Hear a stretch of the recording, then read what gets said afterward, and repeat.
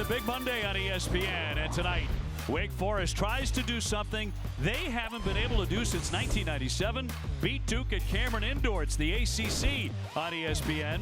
The number 9 Blue Devils and the Deacons in a game that should see a whole lot of points. Both sides can really shoot it. Now we'll take a look at the ACC standings coming into play here tonight. Of course, North Carolina still at the very top at 11-2, but then a bunch of teams, including these two tonight, is Wake Forest sneaking up on people. They've won 3 in a row and are just a game behind the Duke Blue Devils. Hi, everybody. Thanks so much for tuning in. Dave O'Brien alongside a former Virginia star, Corey Alexander, and Angel Gray joining us as well. Great to see a partner. Hunter Salas is having a terrific season for Wake Forest. He's averaging 19 points a game. He's all over the top 5 in offensive categories. Why don't enough people talk about him? Because they're not talking about Wake Forest, but they have an opportunity to talk more about them tonight. Hunter Salas coming off a career-high 33 points Saturday at NC State, but more importantly, efficient. 12 of 17 from the field, 4 of 6 from beyond the three-point arc.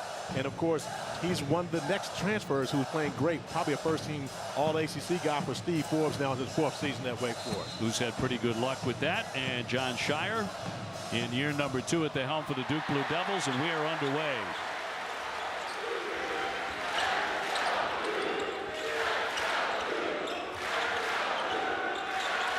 On the move, Jeremy Roach coming in at 14 points a game from the corner. Swished in by Filipowski. What a nice start for him. That's a great start for Flip. Hasn't shot the 3 as well as of late. And it's been a little bit in a rut from a scoring standpoint, but great start for him to get one to go for 3. So we come on the air talking about both teams' offenses, and you're looking at a Wake Forest team that can really fill it up. And this guy in particular, as Salas dumps it off to Boopy Miller, who gets it back to the star, and he can't cash in on the first opportunity. And a whistle and a foul immediately in the rebounding fray inside this first minute of play at Cameron Indoor. Kind of a late arriving crowd here tonight. The foul will go against Mark Mitchell of Duke as we give you 80 points a game on the offensive side for Wake Forest. 47% shooting and 39% from three-point land. And way downtown, that'll climb out. Reed off target with his first long one. Back-to-back three-point attempt for Wake Forest. One of the things Steve Forbes wants to see is his team attack the paint. Filipowski on the baseline. Lost it. Then it goes back over to the Deacons, who, by the way, are 0-3 against Quad 1. So they really, really need the win. You think they're in at this point anyway? I believe they're an NCAA tournament team. Of course, you've got a season to be able to finish, and a win on this floor will go a long way for them. But this is one of the better teams, not only in the ACC, but nationally, especially since they got Efton Reed out. Efton Reed giving it off underneath for a slam by Andrew Carr. A couple of bigs getting together there. And you see the double team by the Blue Devils, and great recognition by Efton Reed, but more importantly, Andrew Carr cutting to the basket. Reed also a Gonzaga transfer. Talking about Hunter Salas as well. He'll push out there by McCain. And that one's going to be tipped. And we'll go the other way. And another whistle. We've had a bevy of those early. Efton Reed going one-on-one. You see Mark Mitchell coming over late, but Reed being able to get to the baseline, drops it off for an easy 2 points for Andrew Carr, sneaking in along the baseline. Carr getting 14 and 7. He's 6'10", Reed 7 feet. They can bring Matthew Marsh off the bench at 7'1", so there's serious size here for Wake Forest. And that's a problem for the Blue Devils, who want to play 3 guards, because you want Mark Mitchell guarding the best offensive player, but if you do that, there's going to be a mismatch inside. Boopy from downtown. The point guard can't hit it. Duke in transition. That's the first thing that Steve Forbes was talking about today. The transition baskets just cannot allow them. You got to get back defensively against Duke. McCain shredding the D off the window for 2.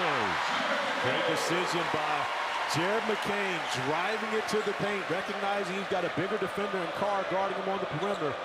Gets to the rim for the easy 2. His last 14 games, he's averaging over 15 points per contest. It's wonderful to watch that when you're looking at a freshman mature so quickly. Carr. Oh, great spin to lay it in. What a beautiful play. And that should not happen, Obi. You got a 6'11" guy going off the bounce, beating a guard to the rim. The nice spin move for the finish. So there's highlight number 1 tonight from the corner. Proctor. Filipowski went sprawling there. Whistle here against Wake Forest. It's early, OB, but that's a foul Efton Reed cannot pick up. He's too valuable. But on the other end of the floor, you see Andrew Carr with a nice spin move. The finish, he's off to a great start. And on the other end of the floor, you see Jared McCain, the distraction, getting Carr to look at the floor and then getting to the rim for the bucket. Pull up pop, that'll rattle home. Roach will knock down the basket. The senior who has gone over 1,000 points in his career for the Blue Devils. And Duke with a 7-4 advantage.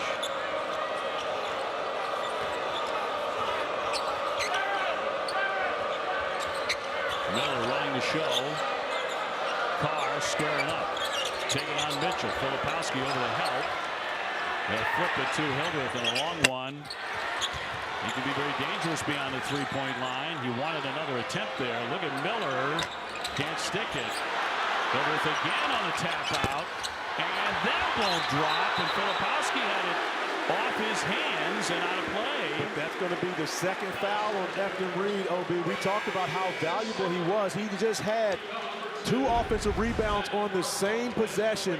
But here you see swiping through, making contact, hitting flip in the head. That's going to be the second foul, and Efton Reed going to have to take a seat just over 3 minutes in. Now the 7'1" junior from Richmond, Virginia originally, hitting the bench in quick foul trouble. Mitchell with a touch. An errant pass, and he threw it away. Low for Hildreth, deep in the corner, catches, fires off the side of the backboard. Got his miss back. Salas will drive it and stuff it. Smart play by Salas, recognizing Proctor got out to run him off the three-point line. Straight point A to B, getting to the rim for the finish. Salas just dropped 33 on NC State. Had us thinking maybe he was going to be ACC Player of the Week. Long one on the way and swished in. Nice stroke by Roach, right on target. He's 44% out there. Jeremy Roach is so comfortable shooting the basketball this season. He's played so many different roles for this Blue Devils program, but now it's a sniper from beyond the arc. Carr getting out of the double. We'll see if Salas begins to heat up on the drive. Rebounds tipped, and here comes Duke. Duke 37% beyond the three-point line as a team. Filipowski will try one here and caught a lot of iron. He hit his first one, but not that one. Wake Forest, good shooting team. 38% outside the three-point line. Also a very good rebounding team. They do a lot of things well. Especially on the offensive end of the floor, but one of the tops in the country at defensive rebounding, getting about 32 a game. Shot clock down to 4. Salas trying to make a move here. Stumbled. Fired it up there and airmailed it. Never got to the iron, so that's a shot clock violation. And Duke clamping down on the Wake Forest star in the early minutes. Forbes travels and trials. You talk about an entertaining guy to chat with for 10 or 15 minutes. We'll have more when we come back. ESPN's exclusive presentation of college basketball is brought to you by the Sonic Pulled Pork Barbecue Cheeseburger for a limited time only at Sonic. Back here at Coach K Court and Cameron Indoor. Duke on top of Wake 10-6. Time for us to bring in Angel Gray. Good evening, Angel. Guys, at times we're reminded that some things are just bigger than ball, and 6 months ago Steve Forbes was met with one of those moments when he received a call from his daughter saying that his wife Janetta had suffered a stroke. At that time he was actually on a work trip in Kuwait, over 7,000 miles away. He was able to rejoin them 70 hours later. That's when the doctors told him it would be a 3-year journey. He said immediately he went into coach mode and said it's attack mode. He told her, I'm built for this. You've been taking care of me for 30 years. Now it's my turn. He added, as coaches, we talk about resilience, toughness, and attention to detail. He said no one exemplifies that more than his wife. Absolutely, Angel. And Coach Forbes so proud of his wife, Janetta. And one of the things for Coach Forbes, he had to be away from his team for 42 days after that. Didn't rejoin the team until September the 18th. With the transfers that you have, OB, that was part of the reasons why they got off to a little bit of a slower start. But this Wake Forest team right now, they're in a great mood. Man, he was in Kuwait, you know, of all places to be that far away. 7,000 miles, Angel said. Hildreth thought about the three. Salas to penetrate. Scoop, bang, he's got two. Hunter Salas continues his scoring effort, but one of the things with Wake Forest, they're 0 of 7 from beyond the three-point arc. Steve Forbes knows that they're going to have to make threes to be able to compete in this. On the drive, Foster will draw the foul. And, you know, of course, even in a situation like that, he's got like a tear in his eye talking about his lovely wife and everything she went through. He was like, yeah, 7,000 miles away. So it was like 4 planes, 3 trains, and a bus by the time I finally got home. And you can't even imagine what you deal with mentally making that trip, trying to get back home to see your loved ones going through that. Fortunately, as Steve Forbes has said, his children were with his wife. Angel. Well, guys, he said that it's actually made him a better person. He doesn't take work home now. He said now he goes home and he says, you know what? It's been a great day. We may have taken a loss, but it's a great day. He's loving having time with his wife. Said she's trending in the right direction. And even at shoot-around, something happened in shoot-around where they were missing a couple of shots. He came to us and said, it's okay. It's a great day. So perspective. Yeah, so I'm not going to be yelling today. This is a good day. But isn't Steve Forbes one of those guys that just comes across like every day is a great day, though? He's just, I mean, he's got a very upbeat personality. He loves this team, by the way. He thinks that this team has a chance to be really, really good. Kevin Foster with the foul. I didn't realize, talking to Steve today, he was a ball player, a baseball player in college. He was a pitcher. He once gave up a grand slam to Tim Salmon. Do you remember him? The Angel slugger? I remember. And he said, all I told the umpire was just get me another ball. Hildreth will turn and fire. And he's off to a cold start. Duke with a 12-8 advantage. Filipowski working on the 7-footer. Marsh swooping in for 2. That's a veteran move. That is definitely a veteran move, and you see no help. So they're going to allow Marsh to play Filipowski one-on-one on the block because you're fearful of the shooters on the floor. You've got 4 dead-eye shooters on the perimeter for the Blue Devils. Filipowski with 5. And Marsh 7-1 from Cornwall, England. There's definitely an international flavor here. Filipowski went for the block. Shutting down Carr. Proctor wants that paint. Kicks it back out for Roach. Big fight for the rebound and a foul on Duke. That'll go on Sean Stewart.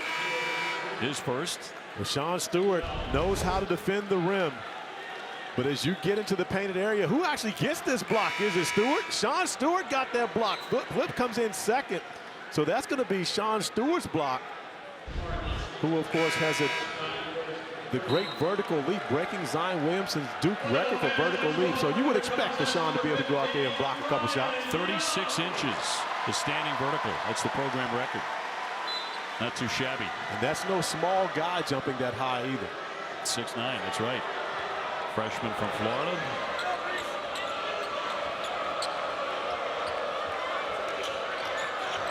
Kevin Boopy Miller on the move. A kick here for Frederickson. He could be a very dangerous shooter at 43%. Excellent shooters on both sides here on this big Monday. But Wake is 0 for 8 beyond the three-point line. So a very chilly start for the Deacons from three-point lane. Ryan Young into the game now. Here's McKenna lining it up. And there's going to be a whistle before that basket, so no hoop there. They'll get Stewart for his second foul off the ball. So no hoop. 11:56 to go first half. Duke on top, 14-8.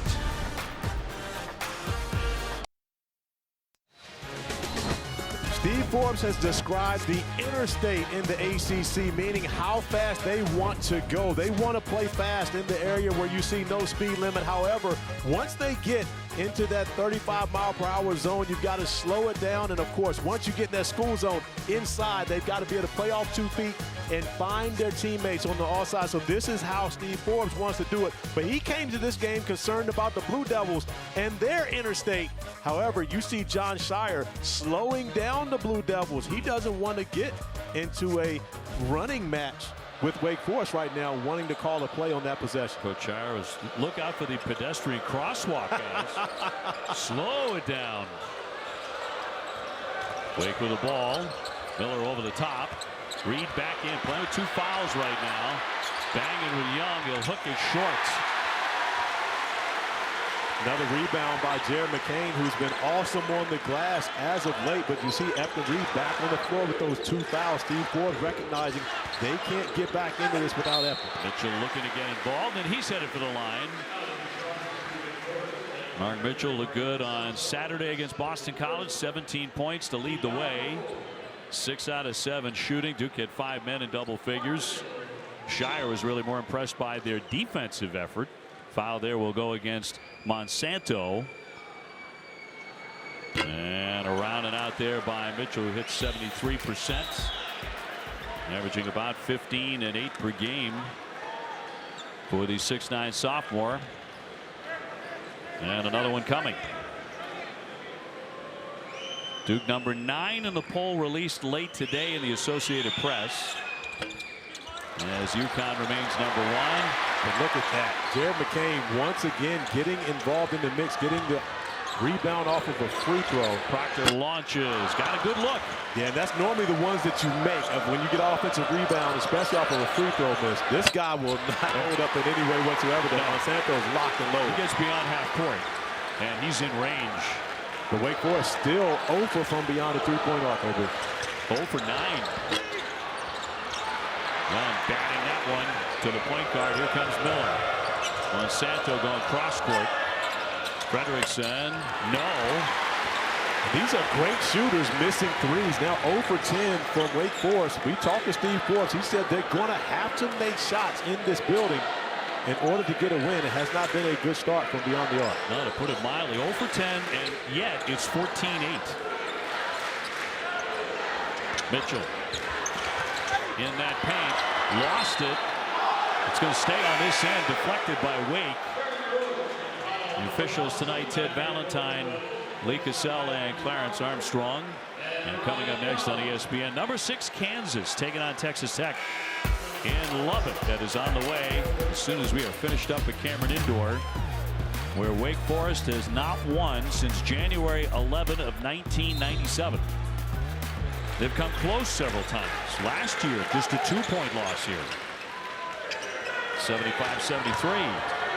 McCain has it stripped, and Duke will maintain possession. Shot clock down to 2.7.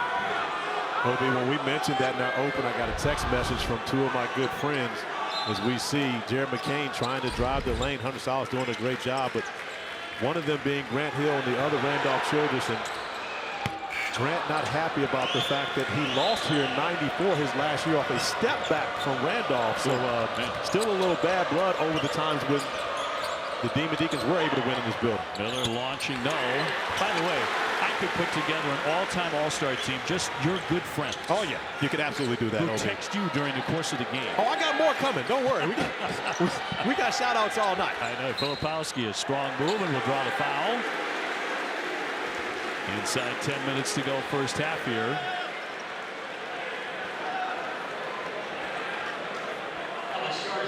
And Efton Reed now picks up his 3rd foul. Wow. That is on Reed, number 3, who wasn't in the game very long. After picking up number 2, he's going to stay in here. I think they're going to change that foul to Monsanto. Even still, I would get him out, regardless, because look at who he has to guard. That was a foul right there that they got away with. Efton Reed can't play like that aggressively, especially knowing that he's playing with 2 fouls already. Roach has that one clang out. So 14-8 Duke. It's been frozen there for a little while. And again, the 3-pointers, there is a lid on that basket for Wake. 0 for 12 now from 3-point land. After Reed out hedging, the screen and roll turns into a Salas finish on the other end. And that's one of the things Steve Forbes talked to us about. They've been a more aggressive team as of late, not playing as much drop coverage, but now hedging those screen and rolls, forcing a turnover on that possession. Salas with 6, came in averaging 19. Mitchell looking to make a move, some contact. He'll lay it in, not to be denied. That's his first basket tonight.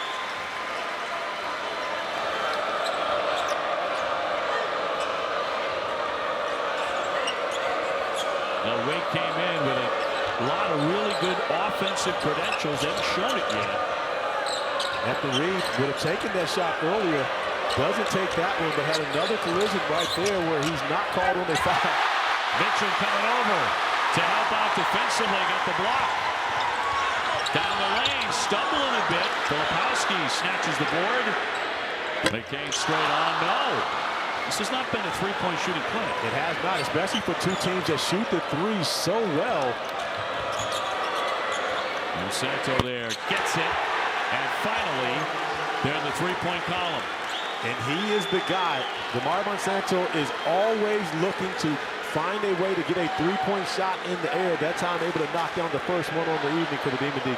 They came back about a month or so ago after a year away with a knee injury, but man, can he fill it when he gets rolling. And how about Jared McCain once again on the offensive glass? He told us John Shire is now allowing him to be able to go to the offensive glass, but before he was having to be one of the guys getting back on defense. There's 4 rebounds already tonight. Filipowski way short. And now Wake with a chance to tie it up. He got it to the right guy. Monsanto will swish it home and ties it at 16. And John Shire looking at his team wondering, why is this guy wide open? Everyone in the building knows who the shooter is for the Wake Forest Demon Deacons, and they have gotten it going in transition. Hunter Silas getting out the dunk in transition. And then DeMar Monsanto with the step-back three ball, not once, but twice, filling it up from beyond the arc for the Demon Deacons, who have tied it up at 16.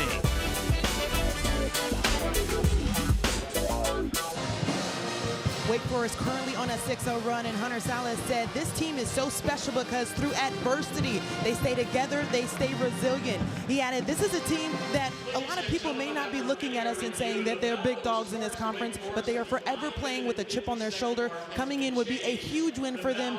DeMar Monsanto, 2 threes to tie this game up. They together don't look like they're scared at all playing at Cameron Indoor Stadium, guys. Oh, Angel, absolutely. They ain't scared. Now, there ain't nobody scared in this building tonight when you think about these Demon Deacons. And you have to remember that this is only the 6th game back for DeMar Monsanto. He wasn't there early in the season. And we also mentioned Efton Reed was eligible late December. This is a different Wake Forest team than we saw early in the year. And news on Reed, they went to the monitor. They did give him that 3rd foul. Efton Reed now does have 3. So they did change that to him. But Filipowski will knock it in. Even though he did get that 3rd foul, he was very productive in the time where they had to go think about it. You look about what he did defensively and also on the glass in that stretch where they had to go over and check the monitor. So he did steal some minutes in that first half. Sure did. Under 7 to play. Salas will get it out to the big. Oh, that missed ugly by Marsh, the 7-footer. That means you're wide open for a reason, big fella. And he stepped on the line, so it's not even a 3-point attempt. Proctor.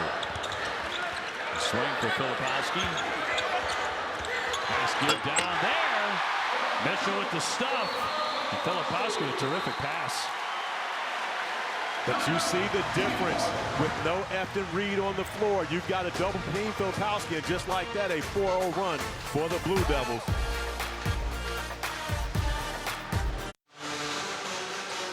Kyle Filipowski starting to flex his muscle here against the Wake Forest Demon Deacons. Catching it on the block, on the roll, and then able to go square up and recognize if the double team is coming. Once he sees the double team, delivering a strike to Mark Mitchell along the baseline for the 2-hand slam. So Duke by 4.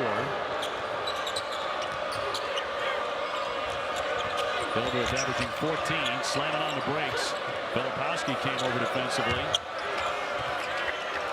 Miller cross court. Salas got it. That's a three.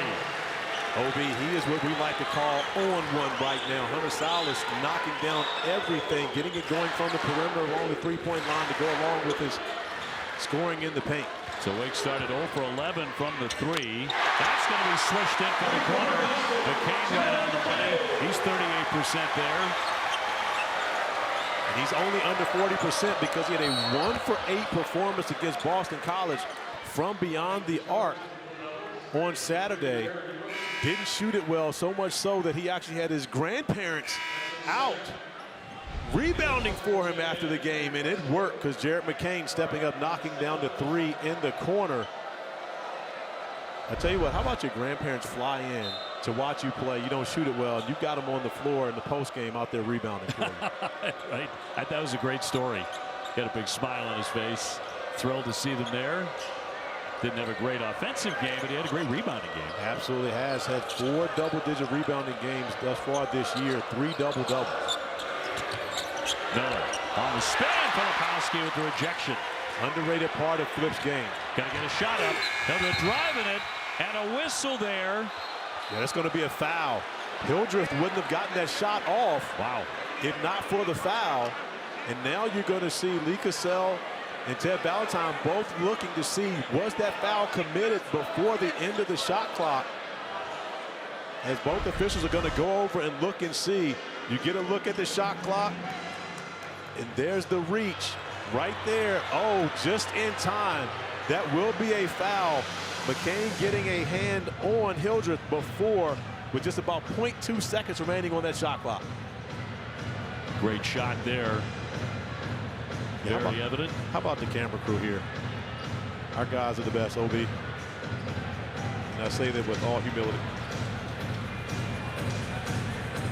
So it'll be Hildreth headed to the line. He's 81%, we assume. You see the reaction by Flip, though. He knew that the shot clock was running down. He was bothered by the fact that that foul happened right before the end of the shot clock as it's expired. 5:22 to play here at Cameron Indoor. And Cameron Hildreth from Worthing, England will be headed for the line. Filipowski with foul number 1. Our ACC-SEC Super Tuesday doubleheader starts in Syracuse. Orange taking on R.J. Davis and number 7 North Carolina at 7 Eastern, followed by Antonio Reeves and number 22 Kentucky hosting Ole Miss at Rupp Arena. Both games on ESPN and the app.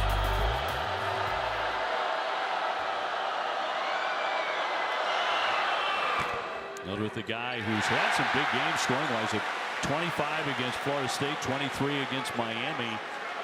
They really rely on his ability to hit the three-pointer. And Obi, this is a team that comes in shooting over 80% from the free throw line, second nationally. But the last time we had Wake Forest on Big Monday, they did not have a very good free throw shooting day. And now you see Hildreth go to the line and miss 2. Is it us? Maybe it's you. I didn't want to say it. Thanks, partner. Thanks, partner. Proctor. Picked off by Hildreth. Filipowski out front of him to play defense and does a good job of it. Couldn't connect on it. Salas, no. Great job defensively by Filipowski to get back and go vertically, not picking up the foul on the break. Filipowski wants it again from downtown. Well, he hit his first one. He's missed the last couple. Both teams have missed a lot of good looks from beyond the arc, especially. And that's just a careless turnover by Miller. McCain with a pick. Here's Foster. No. And a scrap for it. It'll stay on this end.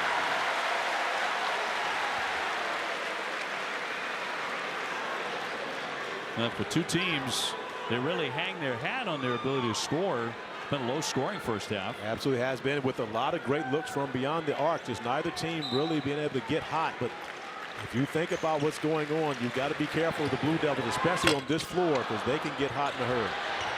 Good job by Foster there for a moment to keep it alive, but back over to Wake. Salas in traffic. Kicks it for Miller. And too strong. Another great look, though. Hunter Salas being patient in the painted area, finding Miller, who just can't knock it down from 3. Look at the numbers, a combined 6 for 29 for both teams. Ugly. Hildreth in transition, wants to attack, and can't finish it. Some ugly shooting percentages, particularly for the Demon Deacons in his first 20 minutes. And yet they're right there. The Duke unable to separate in this first half simply because they're unable to make shots as well. Mitchell going strong.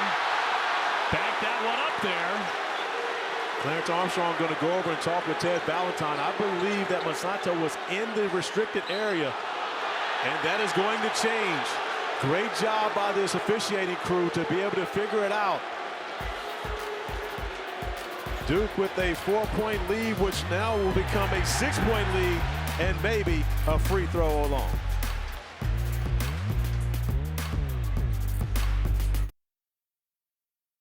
He's getting his steps in the studio, OB. Much more from Jay Will and his thoughts on You think he'll Duke's... be back for the halftime hit or what? I hope so. It's going to be good know. TV. Back to you Anger guys. management. All right, gentlemen. Looking forward to halftime with Kevin, Seth, and Jay. We'll see. I'm just glad Jay Will decided to come to work today. I mean, you know, we finally got him into the studio. Now he doesn't want to sit at the desk and talk with everybody. So the call, indeed, as we mentioned, was a block. They reversed that. The basket was good by Mitchell, and now one foul shot for Mark Mitchell. And a 3-point play. It was absolutely the right call. Lamar Monsanto still wasn't even set, trying to get over to take that charge. Great job by officiating crew to be able to get that right. So Duke with the biggest lead in what has been a pretty ugly first half, shooting the basketball. That's the guy right there. You want him taking as many shots as you possibly can. Hunter Salas not deterred by the hand of Kyle Filipowski in front of him to knock down the step back three. There's 12 in this one. On the drive, McCain tried the glass. No, Mitchell looking to keep it alive, couldn't do it. Miller behind the back. Salas will fire. Can't hit it. Tyrese Proctor finds Filipowski in the paint. Tough pass. Mitchell had it pop free, but Duke will keep it with 2:49 remaining in the half. Mark Mitchell wanting a foul on that possession. Andrew Carr had a whole lot of arm as Mark Mitchell was trying to get a shot in the air. Officials have allowed these guys to play here, especially in the painted area tonight. Proctor slicing in. No. Marsh came over to harass him. Miller slamming into the defender. That's an offensive. Boopy Miller. And here's the problem. Proctor still down on the other end of the floor.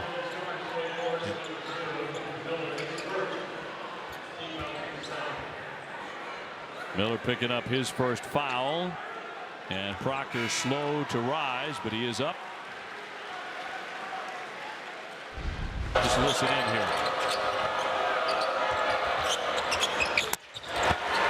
Didn't hear a thing. That's called string music, OB. Yeah. That is string music right there. That means you are pure from beyond that arc. When you step back and knock it down over a contested hand like that. And those are just the beautiful sounds of the game. Former McDonald's All-American from Omaha, Nebraska. Got a bunch of McDonald's All-Americans in the mix. Hunter Salas has been the best one thus far, but of course, you know, Duke has a roster full of McDonald's All-Americans, one to another right there. Filipowski open again. 26-22.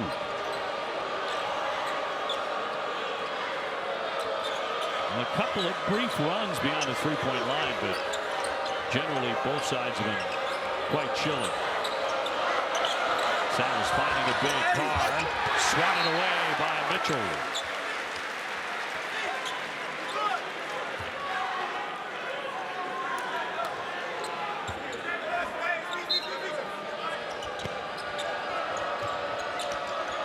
And take a look at the four former McDonald's All-Americans at Duke. We were talking about the list It's always been the case, always was under Coach K. As the other McDonald's All-American for Wake Forest, Salas gets another bucket. But speaking of McDonald's All-Americans, looking forward to calling the game this year, OB. One of my guys, Cooper Flagg, on his way to Duke next year. Talk with Mom Kelly pregame. So Cooper and his older brother by 1 minute, older twin ace Kelly, all checking out the game right now as we get a look at who's got next. The #1 recruit in 2024, projected #1 pick in the 2025 draft, and signed with Duke on November 8th. And I can tell you right now, he is as good as the billing. He is that good, and not a guy that's going to jump off the charts and come out and average 25 a game as a freshman, but makes every winning play you can imagine. Duke's 6th overall, #1. Duke by 2, Wake with the ball. Salas looking to operate. On the dribble, kicks to Fredrickson. He can't stick it.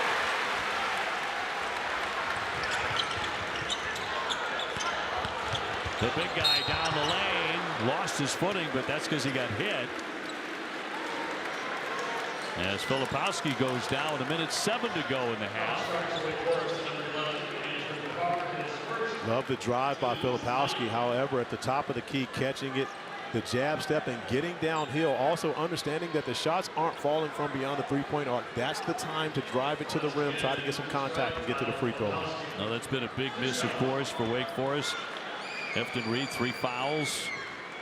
The 7-footer, the junior, hasn't played much. But Obi, we go back to the early minutes of this game where Efton Reed comes from across the lane and pretty much hip checks Kyle Filipowski to pick up that first foul. I said then, those are the fouls you can't get because they come back to haunt you later. Yep. And now Efton Reed has had to watch pretty much the final 10 minutes of this first half. You had a notion, well, no one's making anything in this game. Even foul shooting has been a challenge. Reed, by the way, just 8 minutes and did not score. His big rebounding presence gets 9 a game. 27-24. Here's hoping the second half they have their shooter's eye on both sides. Miller will kick it out. And Santo, you do not have to tell him to shoot it. He's going to drive. 40 seconds before the break. Foster turns around, gets the word from Shire. Filipowski up top.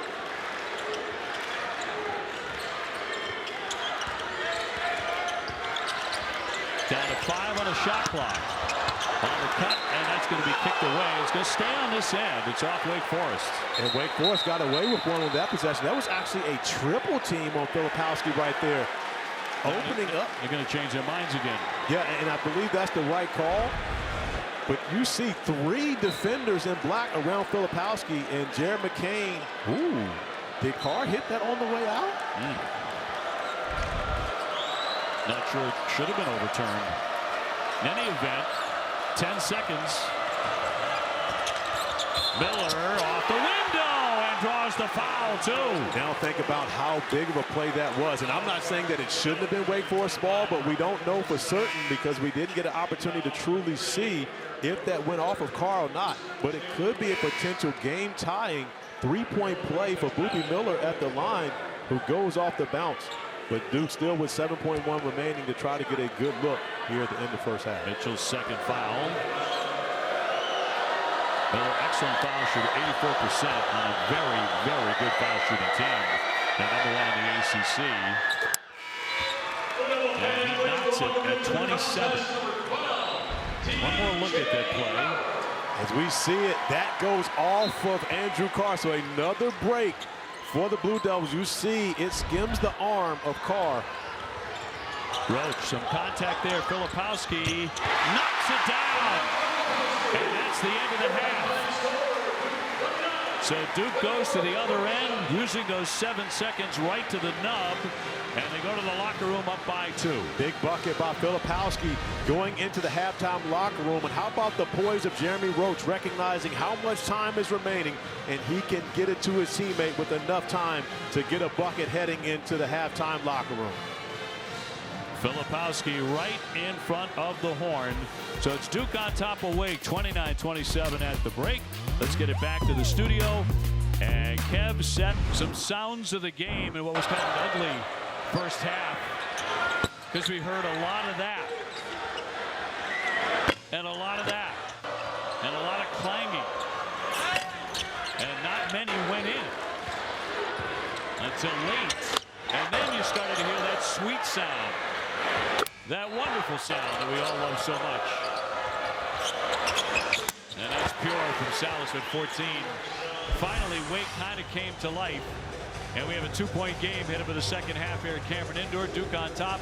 Dave O'Brien and Corey Alexander. You've been in games like this where one side or both sides are very, very cold. It changes dramatically, though, in the second half. It absolutely does. Everyone is now comfortable. We saw guys starting to get comfortable as the first half went on. I believe we'll see a much better shooting half from both these teams as they were able to establish an offensive rhythm at the end of the half. But you look at the numbers throughout this game. Wake Forest 4 of 19 from 3, but Obi, they started out 0 of 11 in this game before they were able to get one to go down. But Hunter Silas has continued to stay hot after a 33-point effort last time out. And he's 6 for 12, 2 out of 5 from 3-point territory. Wake opens up the second half with the basketball on the floor. They have not won on since 1997. 2-point loss here last year. Reed playing with the 3 fouls. Filipowski will foul him right away.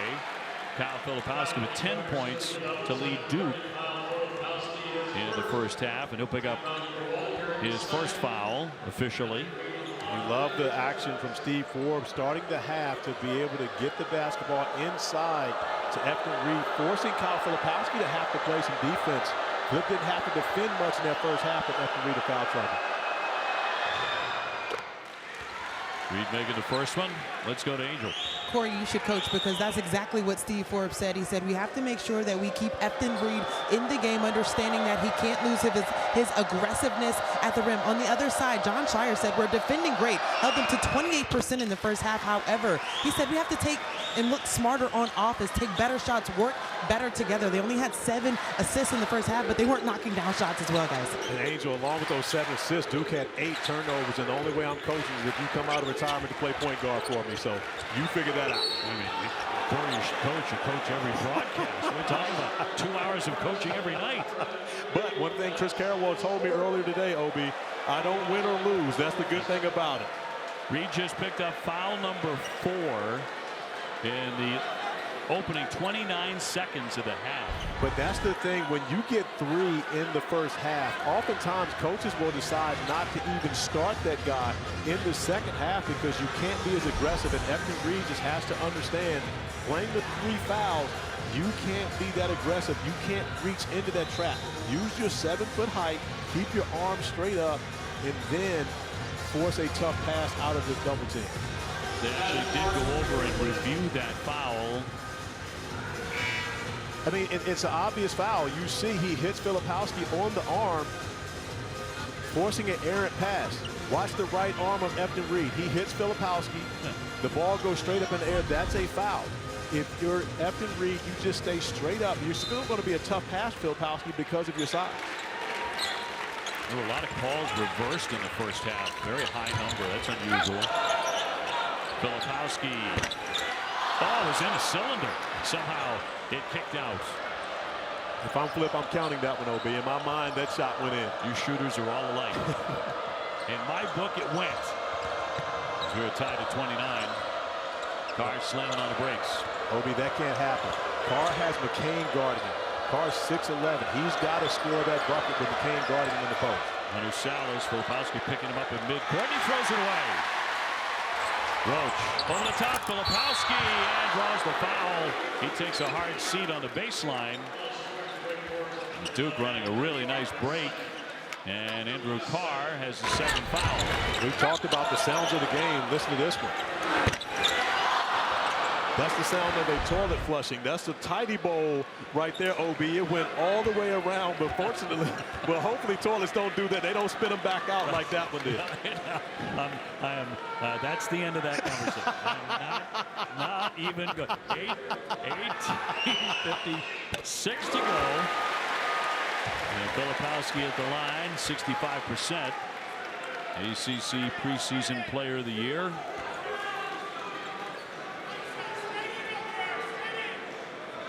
And another one on the way. Duke on top by 1. They can't connect on that. Duke has won 24 in a row over Wake here at Cameron Indoor. Demon Deacons try to put an end to all that misery here tonight.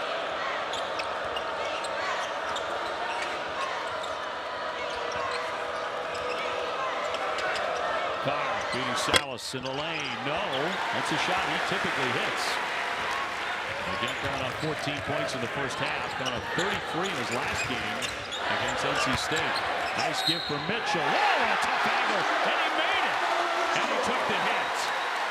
But Obi is just not a smart foul by Marsh.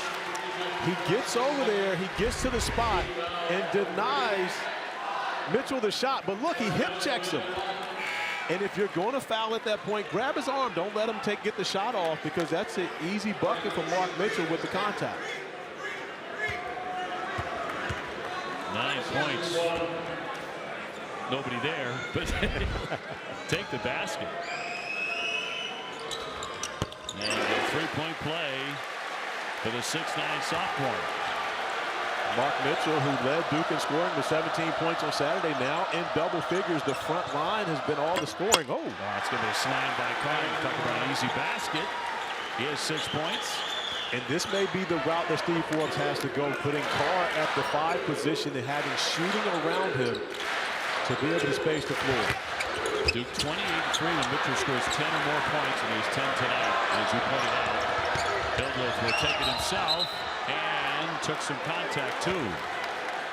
So he'll be headed to the line. He's having a hard time converting the shots, but he's an excellent foul shooter. Proctor, foul number 1.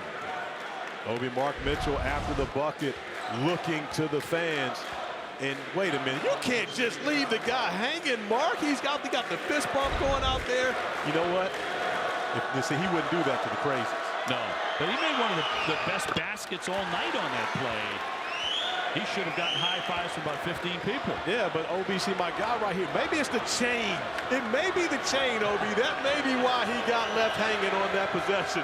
Mark Mitchell saw the chain and said, I'm not fist bumping this. Yeah. That is a confident man. Tied at 33. That's on the curl. Swooping in. Oh, not a clear shot. Yeah, off the glass. Great job by Roach getting it over the outstretched hand, and Carr coming over to block that shot. Boopie Miller getting 4 assists, 16 points a game. Running the offense for Steve Forbes.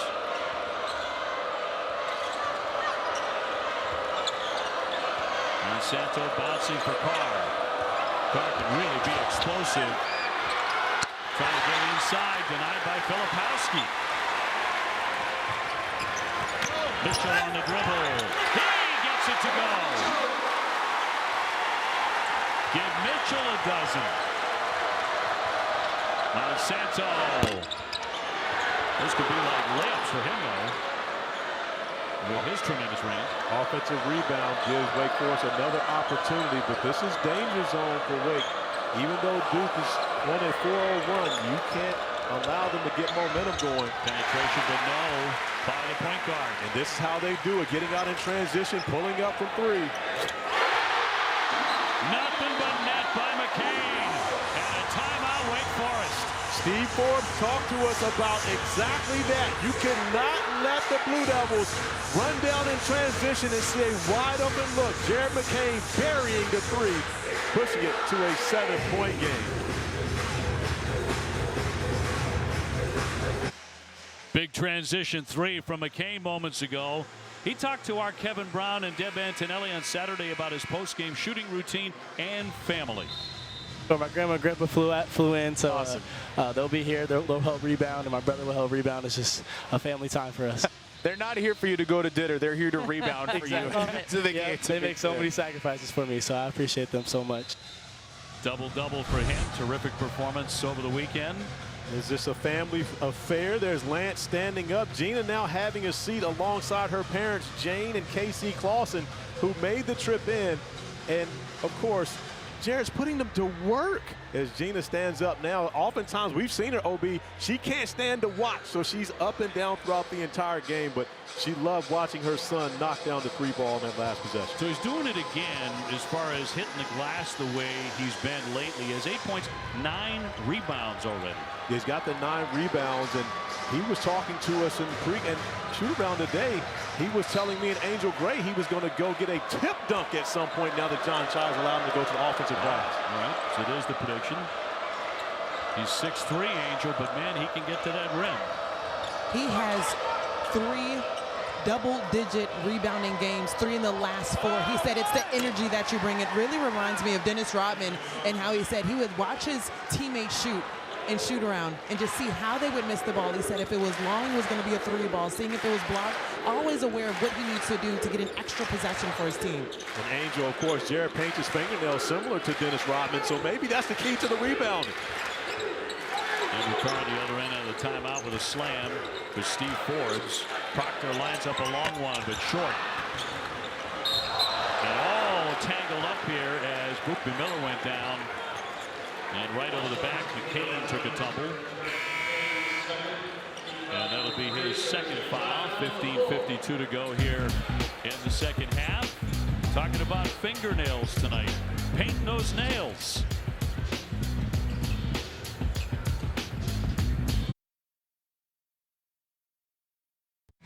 Well, welcome back to Cameron Indoor Stadium. John Shire called Jared McCain 1 of 1, but I don't know if that's going to be the case because there is someone on another team that actually has his fingernail painted as well. This is the look for today. He does have the gel on. He talked about why he did this. He picked it up in the pandemic. He said, you know what? If you look good, you play good. So far, he's playing good. But on the other side, Abramo Zanka, he came up to me before the game and he said, just let McCain know that my nails look better. So I don't know if you guys want to grade this or not. I do like the fact that Zonka has his more festive around Valentine's Day. And, you know, for McCain, he's sticking with the Blue Devil Blue. Yeah, Angel, you can't let the other player know that, though, because now it seems like they influenced you to do it. See, that's the only problem I have with that. You can't let someone else know about it, though. It's got to be your own original. Wake with the ball down 5. Hildreth got the pass off Carr's hand. That would have been a very difficult one to handle. And 5 turnovers for the Demon Deacons. Was Duke one of the stingiest in the country, about 9 turnovers a game. Filipowski with a touch. One-on-one with Carr. Got airborne and he gave it away. Monsanto in transition. Off the 3-point line, will fire. Can't stick it. Great look by Monsanto. We know he can knock it down from 3, just unable to get that one to go. But Jeremy Roach did a great job of disrupting his rhythm on the first 3. Now, if you missed the first half and Wake Forest shooting 3s, good for you because they were 0 for 11 to start before they started to hit a few. Mitchell gets 2 and now has 14. Mark Mitchell's been the star here of the second half of the Blue Devils. Had 7 points at halftime and already 7 here within the first 5 minutes of the second half. I always wonder if you're an opponent, are you on the edge of a long Duke run here on this floor as Duke commits the foul. No basket, 14:35 left. Roach will pick up his 3rd foul. It's always important those first 5 minutes, especially in the second half in this building, and you see what's happened since halftime. Duke outscoring Wake Forest 13-8, but more importantly, Efton Reed picking up that 4th foul, which limits him pretty much this entire second half, and Wake Forest is a different team with him on the floor. Salas to work. Scoop. Yes, that's a beautiful play to the other side of the iron. Tell you what, there's no slowing down Hunter Salas. OB, I think he right now has to be a first-team All-ACC selection, and if so, he will be the 3rd straight transfer to do that for Steve Field. And Mitchell really feeling it. He's getting hot. He's got it all going now, Obi. We know he can attack the basket, score in the paint, but when he starts making the three ball, that makes Duke unguardable. Now we'll see if Salas will answer. Coming in at 19 a game. A lot of people think he's a pro. Driving it around Proctor. Airborne banks it in, and a whistle too. That's part of the reason why so many people think he's a pro. At 6'5", has the ability to be able to go off the bounce. We know he can shoot the basketball extremely well. However, is more than just a shooter, able to get downhill through the contact, finish. And now the opportunity for a three-point play as Hunter Salas is able to finish on one end. Mark Mitchell on the other end, knocking down the three ball. 10 points in the second half already for Mitchell. By the way, Jared McCain just picked up his third. No three-point play there. 45-39. Hunter Salas with the ability to put the Deacons on his back. He's trying to do that here in the second half. Filipowski feeding Mitchell, a dribble down and denied by Carr. And now a late whistle. Clarence Armstrong coming in. Looks like the fast break had started. Now he's going to be foul number 3 on Carr.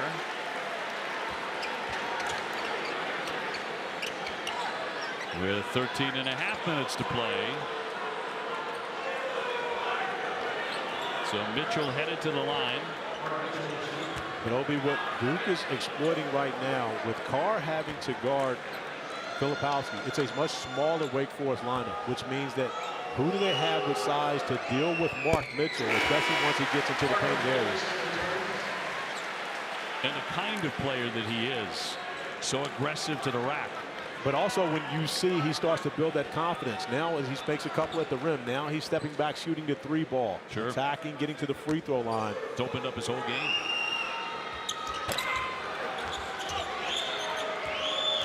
Hey guys, John Shire said Mark Mitchell is definitely someone that you have to keep your eyes on. He said he's the X factor for them in this game. He said we have to get him established early. He called him the best connector that they have. Every time down the court, they said he needs to touch the ball. I know he wanted the block there, but down the court, they said everything that he does makes them better on the offensive end. Well, Wake Forest not going away. Hildreth with the drive, the 6'4" junior from England. Yeah, and to Angel's point, Mark Mitchell has been absolutely the connector here in this second half, but he's done it with his energy and with his effort. Roach going in strong, but no basket. The foul came before that. Teddy Valentine with the whistle. Mitchell 15 points, 8 rebounds again tonight, 18 and 5. That is going to be foul number 4 on Andrew Carr. Wake Forest 6'10" senior as he heads to the bench. Efton Reed, the 7-foot junior, has been in foul trouble almost the entire ball game. He remains on the bench.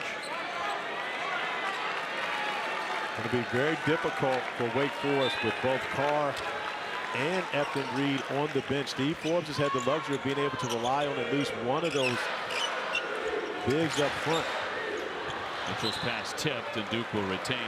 It's a small thing, OB, but they teach you as a young player, when you go for a steal, go with that inside hand to make sure that you stay in position. If Hunter Salas goes with the inside hand, he's got 2 points on the other end right there. But it's a lot of size on the bench for Wake Forest, as you mentioned. Wake Forest has never led in the game. Filipowski will try another. He chased that one. He knew it was off. But Mark Mitchell once again getting his hands on the basketball. Picked off. Frederickson not in front of the field will lay it in.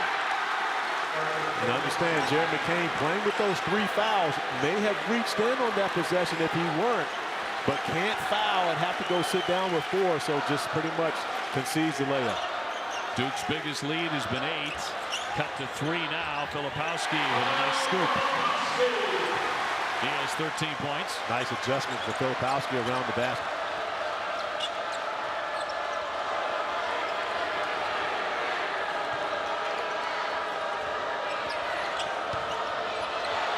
Hildreth. And a turnover. 11:52 to go. We've got a battle of former McDonald's All-Americans. Hunter Salas getting it done offensively for the Demon Deacons. And Mark Mitchell carrying the Blue Devils here in the second half.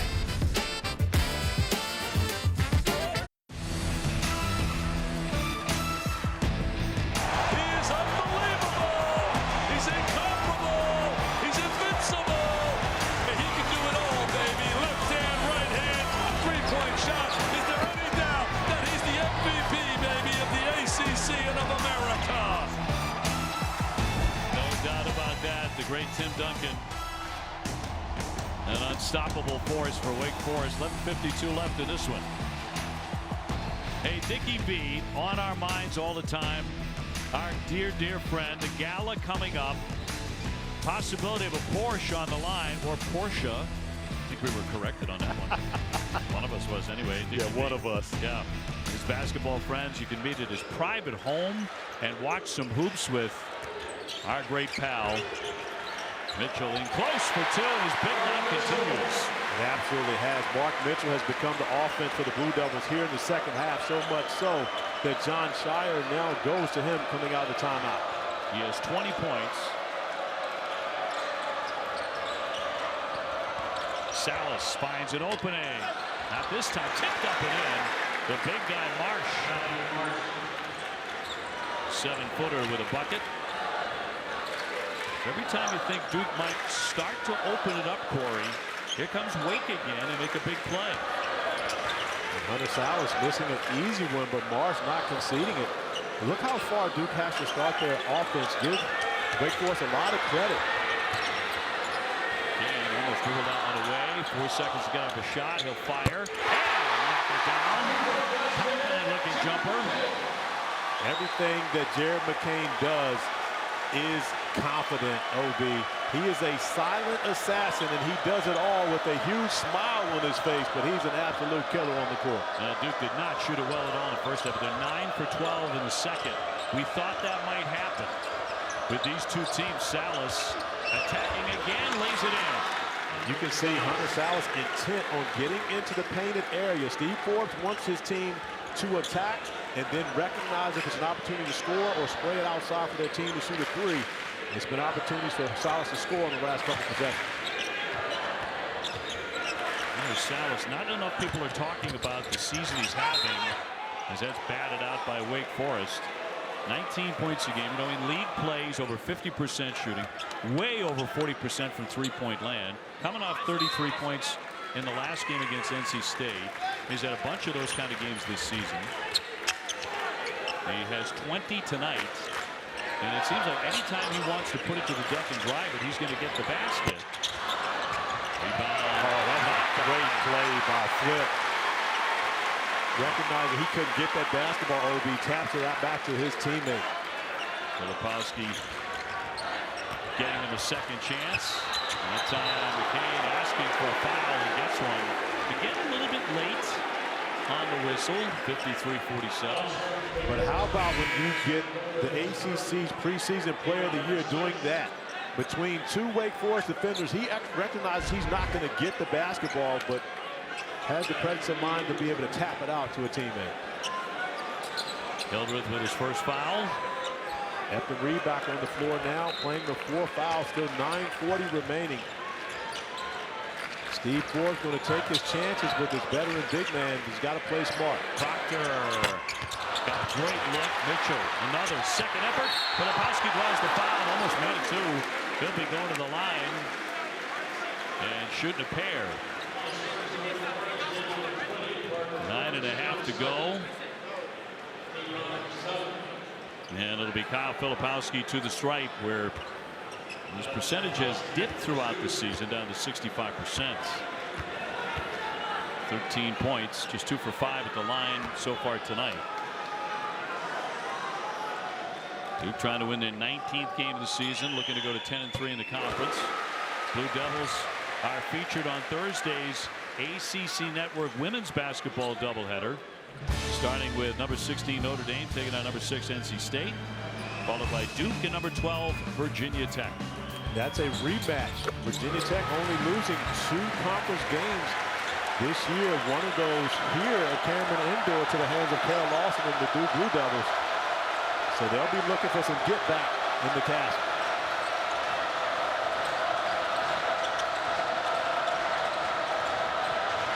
pass.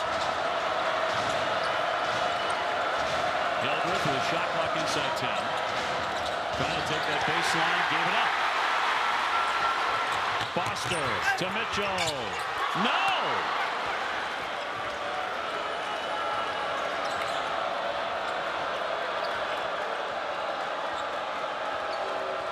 (55-47) Duke.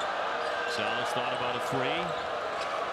Fredrickson really good beyond the three-point line.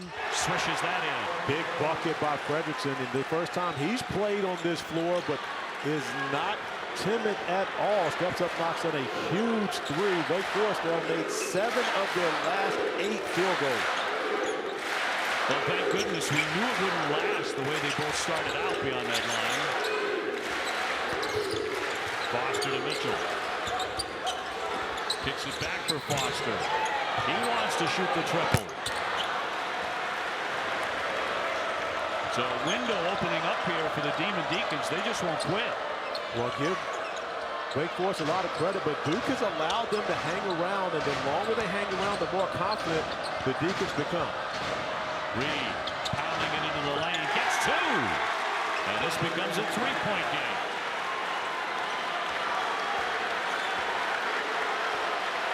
Wake Forest winless on this court since 1997.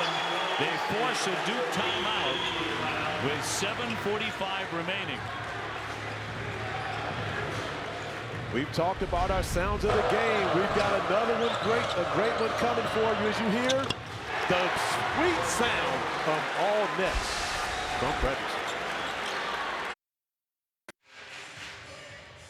It's Duke by 3, and coming up next on ESPN, number 6 Kansas will square off against Texas Tech. That's in Lubbock with John Shambi and Fran Fraschilla coming your way when we are finished up here at Cameron Indoor, where the Duke Blue Devils, number 9 in the country, are having all sorts of difficulty shaking unranked Wake Forest. And this is a team, of course, coming off one of the 3rd game of a 3-game homestand after a loss at Duke. My guy, who's also a professor here, the Ninth Wonder. Ninth is a professor in the history of hip-hop, black cinema, the 1990s, and hip-hop production here at Duke University, also at the Rock Nation School of Music. Grammy Award-winning producer. And he missed the Duke game at Carolina because, of course, Obi, he was at the Grammys. He's not missing anything right now, but he's a little concerned. He's a little concerned right now, and when I tell you this guy loves Duke basketball, he introduced himself as a great friend of Coach K. He starts with that, and then anything from there, goes downhill. Here's your ticket. Look at him. He's saying it's a shooting foul right there. Nike spent a lot of time with me on the Nike circuit. We both are part of the Nike Academy. He's correct. It's a 1-and-1. Yeah, he wanted to make sure his guy Jerry McCain got to the line. 83% for the freshman from Sacramento. Ranked by ESPN the number 1 high school player in California, the McDonald's All-American. He has 11 points, 10 rebounds ahead of this foul shot. And now his 4th double-double on the season and 5th double-figure rebounding game as a guard. And we asked him pregame, what's going on with this rebounding? He said, coaches let me go to the offensive glass now. So he's excited about that. Not many guys will be as excited as he was about being able to crash the offensive glass. Man, is he crashing. So it's Duke 57, Wake 52. Wake has been trailing all night. And Filipowski with the theft. Well, I believe Flip is a very underrated defender. He's got tipped. On the move, McCain. Back to the big guy. Filipowski got hit on the side of the head, but makes another one in close. A smart play by McCain, playing off 2 feet in the paint, not being in a hurry, taking his time and handing it off the Flip. Reed going and swat. That's a blocking foul. And for just a split second, everybody in the Wake side feared maybe that was foul number 5. Well, and they would have had good reason to fear that, because when you look at that play, if you see the arm extend, that's normally an automatic offensive foul. Let's watch the left arm, and we won't get to see it from that angle. But if Efton Reed's left arm extends, That's an offensive foul. And fortunately for Efton Reed, as John Shire looks at the replay. Something went haywire there on the pass. And it's right back to Duke. And it's 9 turnovers for Wake Forest. And I know it's taboo here in this building to talk about a North Carolina guy. However, my man Sheed would say, ball don't lie. Efton Reed's fortunate to still be in this game, which most likely would have been his 5th foul. And Shire had more than a beat. Foster. McCain will fire. Salas with the board. Finds Hildreth. Duke getting back quickly on defense. Salas spinning, shooting. That won't roll in for him. He won't miss many of those.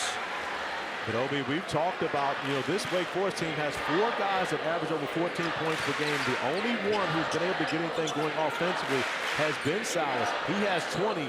No one else in double figures for the Deacons. Filipowski went up strong and laid it in. And Filipowski gets all the glory for that, but Jeremy Rose did a great job manipulating the screen and roll action, staying patient, similar to what we saw from McCain a couple possessions ago. Duke with their biggest lead tonight. Frederickson, yes, they needed that one. They absolutely did. How about the young fella stepping up? His first time playing in Cameron, knocking down big-time threes, his 2nd 3 on the evening. Forbes has called him one of the best shooters I have ever signed.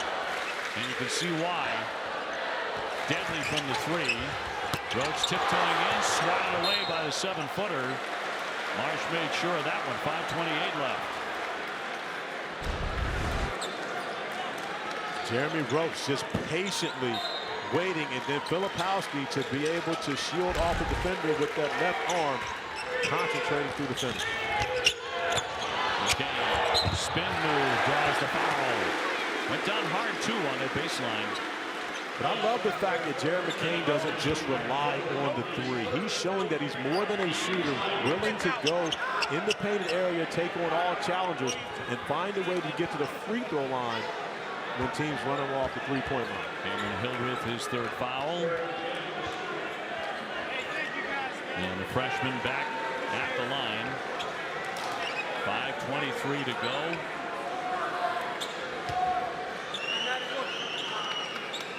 Wake Forest, a team averaging 81 points per game. He's stuck at 55 right now after a cold shooting first half. And the game has been tied 3 or 4 times, but Wake has never had the lead.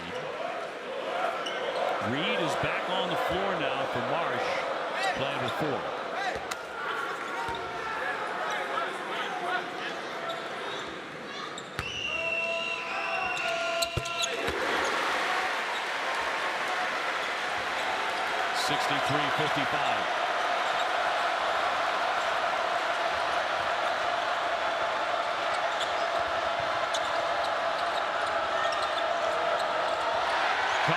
To go after it.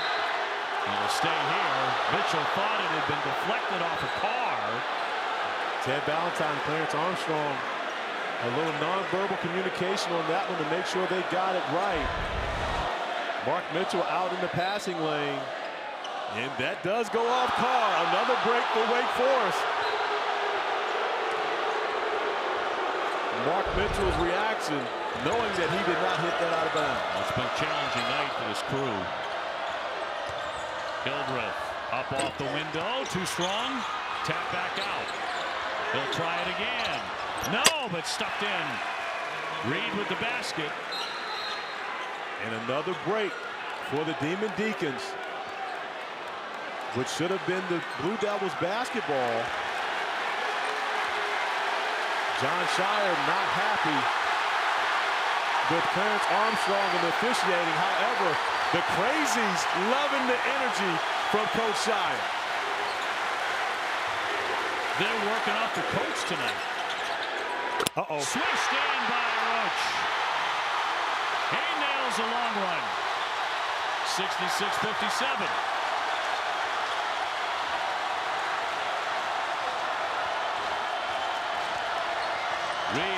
to the paint. Rebound's going to be tapped off of Duke. Obi, you know the one thing that's missing, Angel, you'll recognize this as well. Have we seen anyone smack the floor for the Blue Devils yet? Isn't this the time of the game where we normally see guys getting back, smacking their hands on the floor in the defensive stance? You did for decades, didn't you? Bounce feed for Carr. Carr wants it badly, and give him two. The game is too fast, guys. I mean, the pace right now, if you smack the floor, you might have someone blowing past you. So at this point, stay disciplined, but also hungry. Angel, that used to be my trick back in the day. I would see Wojo smack the floor, and I was gone like the road runner. Every time I saw him go to smack that floor, that meant it was go time. Roach driving in. A little contact, he made it anyway. Roach with a dozen points. They want Reed to touch it again. To his right. Yes, that's a pretty shot. And Efton Reed delivering here down the stretch. Duke able to maintain that 7-point lead as Steve Forbes has a conversation with Lee Cassell. He's not happy about something, but he's one of the two coaches that haven't been happy about everything that's going on. And you see just the expressions of the coaches here throughout this game. And some of these are priceless. And the crowd is certainly getting revved up as well here at Cameron Indoors. 68-61, Duke on top with 3.5 left on a big Monday. All right. Seth and Kevin back in studio. Big Monday continues. Big night for Pop Isaacs here, Seth. Pop Isaacs.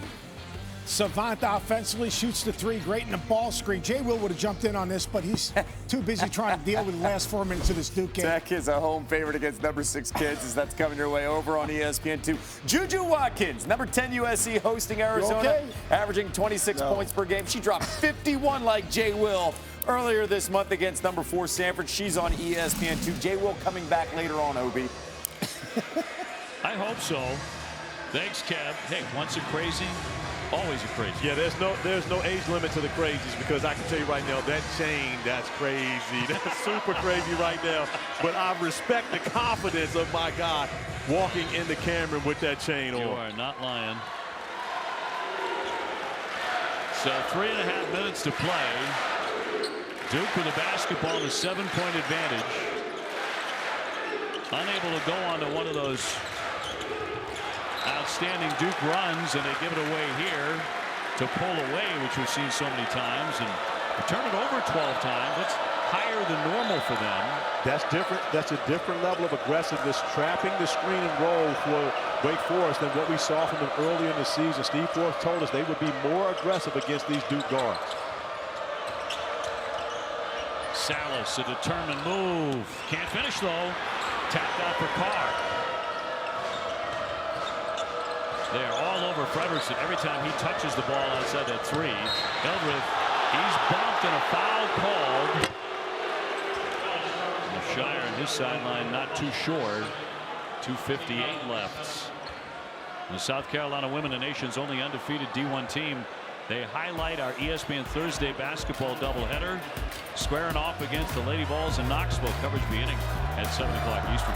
Angel Gray going to be in there on the call on that one to watch my big sis Dawn Staley on the road. I wonder if Angel, will Andrea be there also? She's a Tennessee alum.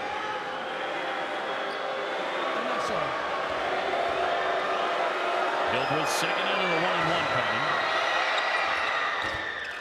Obi, you just had a great experience yesterday in Columbia, South Carolina. You and Angel both. Angel and I both did, along with Rebecca Lobo. Had a great time there, and South Carolina is absolutely unstoppable. And just roll past a good UConn team. And they did that without the best post player in the country. They did. Yes, Cardozo was not even there. Foul here as McCain gets hit. And that'll be another foul on Hildreth. That'll be his 4th. But how about Jared McCain continuing to stay in attack mode, not settling for shots on the perimeter? He's showing that he has the ability to be able to get downhill and not only make plays for himself, but his teammates as well. 15 points, 10 rebounds, 4 assists for the talented freshman, and he adds to that. There, the parents and the grandparents checking it out.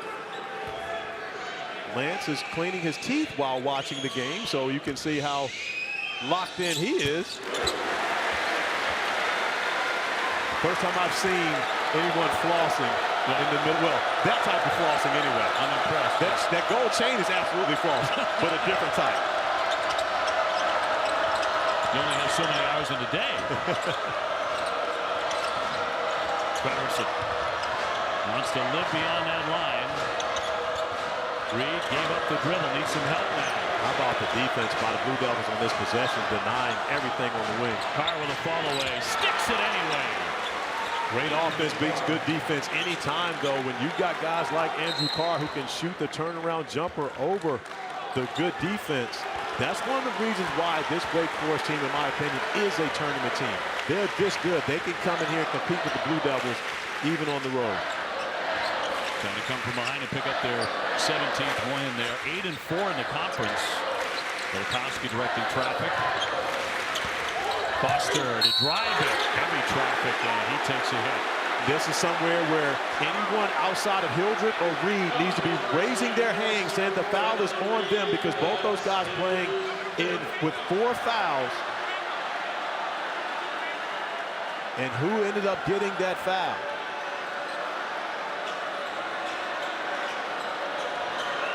.150 on the clock. And of course, if it's on Reed, he's done for the night. Caleb Foster attacking the basket, and that foul should be on Frederickson. So fortunately for Wake Forest, I'm not sure who was called on, but Frederickson was the one who reached in early. And if there's ever a foul to complain about, that's the one for Efton Reed. If you go back and you look at that, that foul was on Frederickson out on the perimeter, smacking down on the arm of Caleb Foster. Well, they're calling it number 5 on Reed. But watch the action. The first foul, boom, there it is. That's Frederickson with the first foul on that possession. Now, if that one, I'm throwing a fit, OB. If I'm Steve Forbes, that's the one you've got to be a little, because if you're going to go back and look at a foul, sure, that's the one to go look at. Yep. Been some interesting calls tonight. Second one also good from Foster. 72-65.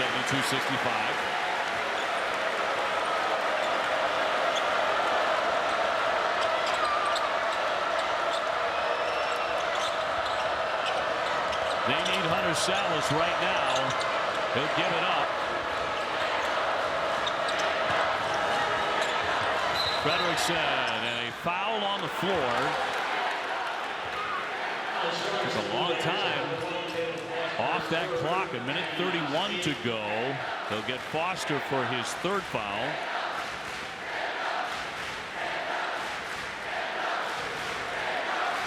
So it'll be 1-and-1 time for Parker Frederickson, who's 67%. A freshman from Bixby, Oklahoma.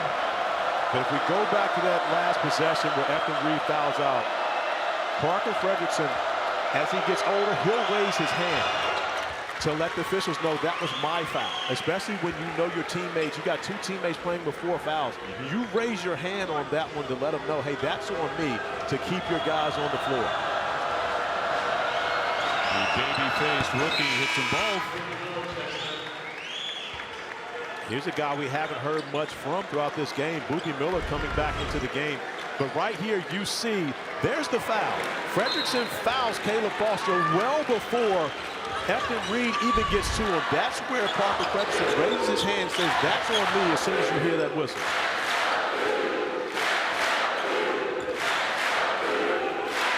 Duke up 5 and the ball. Caleb Foster. Here's Mitchell, who's been a bright light tonight. Foster splits the defense. Got it down low. Filipowski lays it in. Just a different level of resistance against Wake Forest when Efton Reed is in the paint in comparison to anyone else for the Demon Deacons. Salas in traffic, drops in a couple. Carr went down, and so did Salas. Both of them. But let's hope Carr's okay. Salas fell into the back of Carr's knee, and he's still down. So we'll take the break. 54.9 remaining. Salas made it, but will he be able to continue?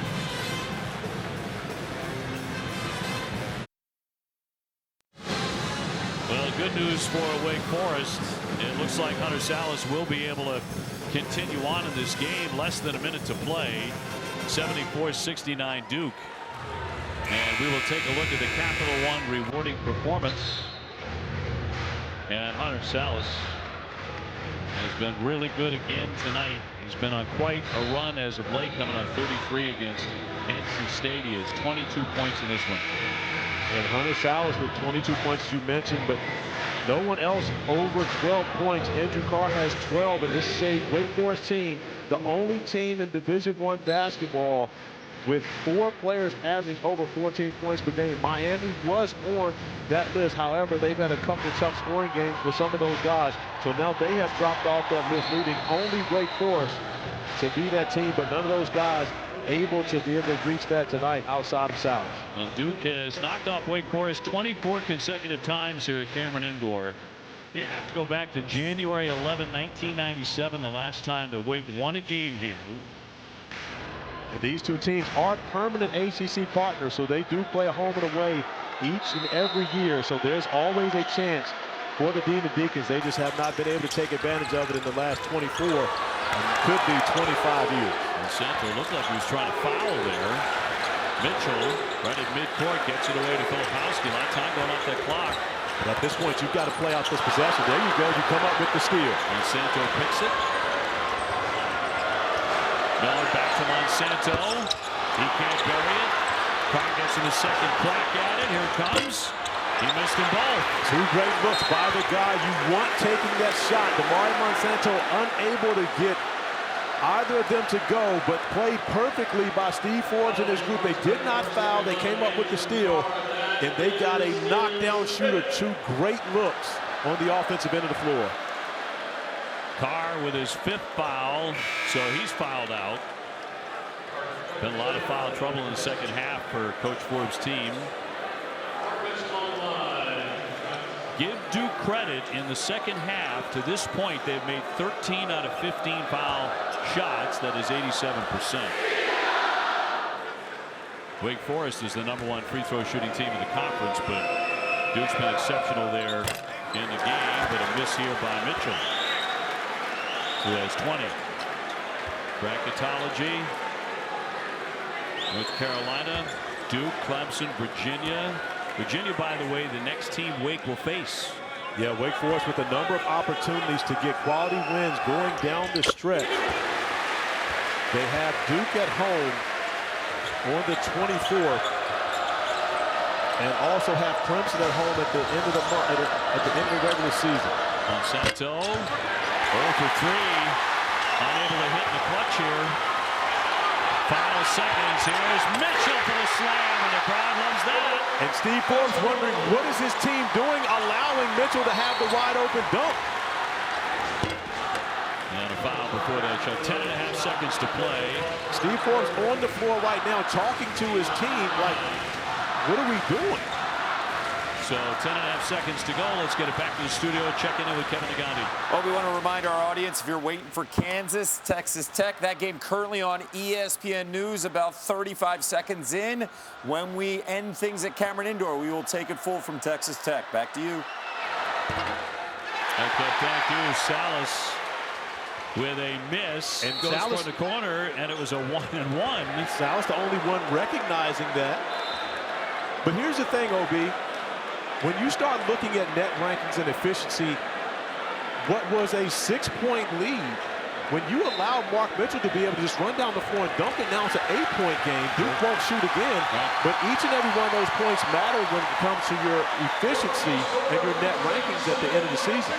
So Duke continues their stranglehold on Wake at Cameron. Demon Deacons still without a win here since 1997, 77-69. The final score here tonight. Strong homestand by the Blue Devils, winning 3 in a row. Now they go out on the road for 3 straight, but they took care of business at home. Well, we've got Kansas and Texas Tech coming your way next. For Angel and Corey, I'm Dave O'Brien. Thanks so much for being with us here tonight Right now we toss it to John Bugshambi and